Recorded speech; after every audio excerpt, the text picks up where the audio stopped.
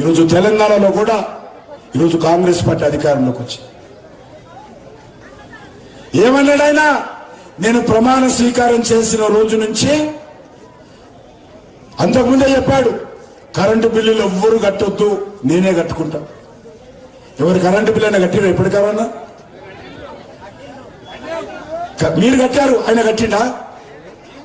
మీరు కడుతున్నారు, మనం కట్టకపోతే అట్లా కట్ చేస్తాం. లేకపోతే మనం కరెంటు కట్టకపోతే కరెంటు కట్ చేస్తాం. కరెంటు బిల్లు కట్టొద్దు అన్నాడు, ఇంతవరకు దానికి గతి లేదు. అదేవిధంగా ఆయన ఏమన్నాడు ఇంకోటి, నేను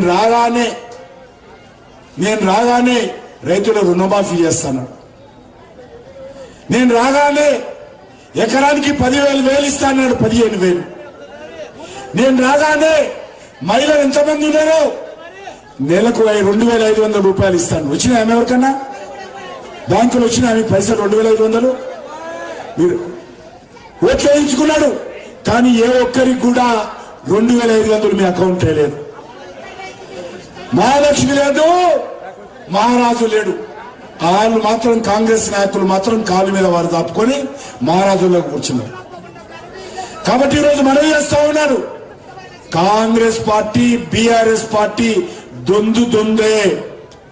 ఈ రెండు కూడా దొంగల పార్టీలే, ఈ రెండు కూడా అవినీతి పార్టీలే, ఈ రెండు కూడా కుటుంబ పార్టీలే, ఈ రెండు కూడా ప్రజలను మోసం చేసే పార్టీలే, ఈ రెండు పార్టీలు కూడా ప్రజలను న్యాయం చేసే పార్టీలే, ఈ రెండు పార్టీలు కూడా మాటకారి పార్టీలే, ఈ రెండు పార్టీలు కూడా ప్రజలను మభ్యపెట్టేటువంటి పార్టీలే.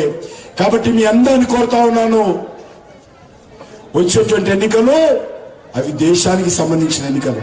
అది కేసీఆర్ ఎన్నికలో, లేకపోతే రేవంత్ రెడ్డి ఎన్నికలో, లేకపోతే ఇంకోరు ఎన్నికలు కాదు. ఇవి నరేంద్ర మోడీ ఎన్నికలు. ఈ నరేంద్ర మోడీ ఎన్నికల్లో నరేంద్ర మోడీ గారికి అండగా ఉండాల్సినటువంటి బాధ్యత మనందరి మీద ఉంది. కాబట్టి మీ అందరిని కోరుతా ఉన్నాను, నరేంద్ర మోడీ గారిని ఆస్వాదించి, మరి ఏదైతే భారతీయ జనతా పార్టీ ఏదైతే మీ అందరి దగ్గరకు వచ్చి ఒక సంకల్పం తీసుకునేటువంటి ప్రయత్నం చేస్తా ఉందో, మీ అందరూ కూడా నరేంద్ర మోడీ గారిని ఆశీర్వదించాల్సిందిగా మీ అందరిని కోరుకుంటూ, అందరూ కూడా మీ సెల్ ఫోన్లు ఉంటే మిస్డ్ కాల్, మీ అందరూ కూడా సెల్ ఫోన్లు ఉంటే ఒకసారి బయటికి తీయండి. ఏమా శృతి, అందరూ కూడా నరేంద్ర మోడీ గారికి అండగా ఉందామా? గట్టిగా చెప్పాలి, ఉందామా? ఉంటే మీ సెల్ ఫోన్లు తీసి చూపియండి, మీ సెల్ ఫోన్లు తీయండి. ఒక నెంబర్ చెప్తాడు, అందరూ నెంబర్ చెప్పాలి.